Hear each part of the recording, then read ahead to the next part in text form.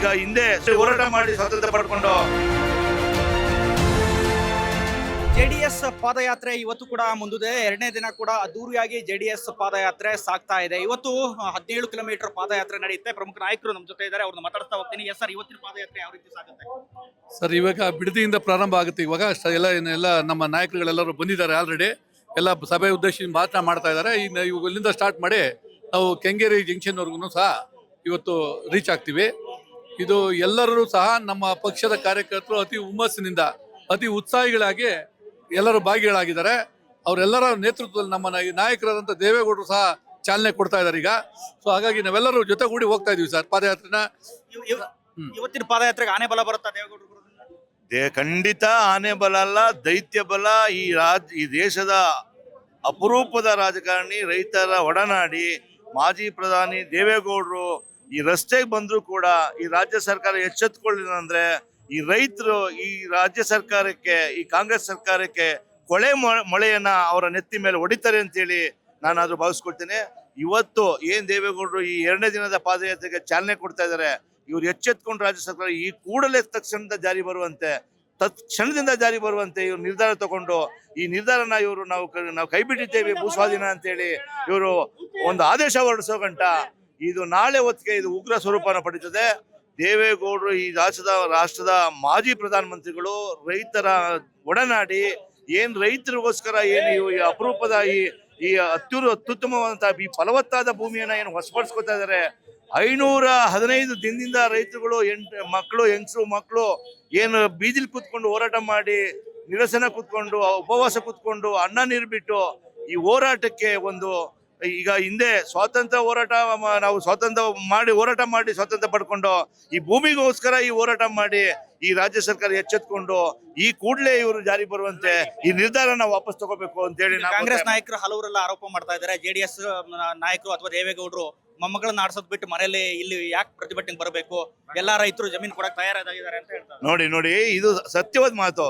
ಮೊಮ್ಮಕ್ಕಳು ಆಡಿಸ್ದೆ ರೈತರ ಪರವಾಗಿ ಈ 90ನೇ ಇಳಿ ವಯಸ್ಸಿನಲ್ಲಿ ಬೀದಿಗೆ ಬಂದಿದ್ದಾರೆ ಅಂದ್ರೆ ಅವ್ರ ಉದ್ದೇಶ ಏನು ಯಾವ ಪುರುಷಾರ್ಥಕ್ಕೆ ಅಂತೇಳಿ ಮಕ್ಳು ಆಡ್ಸ್ಕೊಂಡಿದ್ ಬಿಟ್ಟಿದ್ರೆ ಅವರು ಮೊಮ್ಮಕ್ಳಿದ್ರು ಮೊಮ್ಮಕ್ಳಿದ್ರು ಆಡ್ಸ್ಕೊಂಡಿರ್ಬೋದಾಯ್ತು. ಇವತ್ತು ರೈತರ ಒಟ್ಟಿಗೆ ನಿಲ್ಬೇಕು, ರೈತರ ಬದುಕಿಗೆ ಈ ಸರ್ಕಾರ ಕೊಳ್ಳಿ ಇಡ್ತಿದೆ.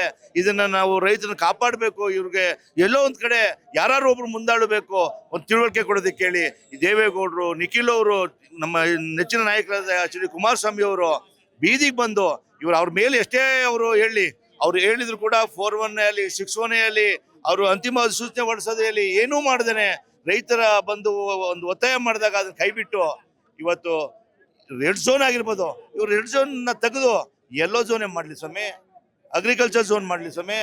ರೈತರು ಜಮೀನು ಆದಾಗ ಡೆವಲಪ್ಮೆಂಟ್ ಆಗುತ್ತೆ. ಇವ್ರು ಏನು ಡೆವಲಪ್ಮೆಂಟ್ ಮಾಡ್ಬೇಕಾಗಿಲ್ಲ. ಇದು ಸಾಮಾನ್ಯವಾಗಿ ನಗರ ಪ್ರದೇಶಕ್ಕೆ ಒಳಪಟ್ಟೇ ಇಲ್ಲ.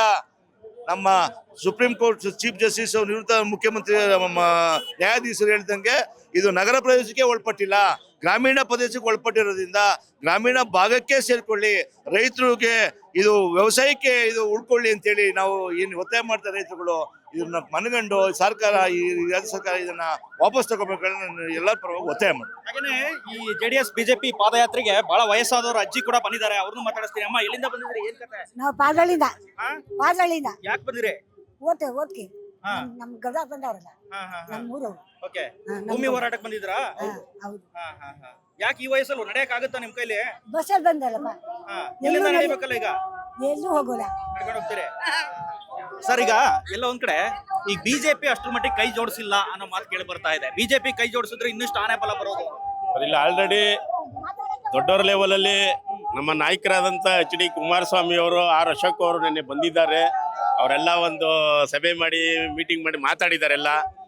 ಮುಂದೆ ಎಲ್ಲ ಒಗ್ಗಟ್ಟಾಗೆ ಈ ಮೈತ್ರಿ ಸರ್ಕಾರ ಬಹಳ ಒಳ್ಳೆ ಕೆಲಸ ಮಾಡ್ತದೆ.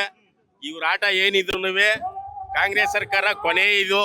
ಇನ್ ಮುಂದೆ ಅಂತೂ 100ಕ್ಕೆ 25% ಕಾಂಗ್ರೆಸ್, JDS ಬಿಜೆಪಿಯಿಂದ 75%. ಇವತ್ತು ಹೇಳಿರ್ತೀನಿ, 2028ಕ್ಕೆ ನೋಡ್ಕೊಳ್ಳಿ. ಜನರು ಮನ್ಸ್ ಮಾಡಿ ಆಗೋಗ್ಬಿಟ್ಟದೆ. ಇವ್ರು ಯಾವುದೇ 2000 ರೂಪಾಯಿ ಆಗ್ಲಿ, ಫ್ರೀ ಬಸ್ ಆಗ್ಲಿ, ಇವ್ರದ್ದು ಯಾವ್ದು ನಡೀತಾ ಇಲ್ಲ.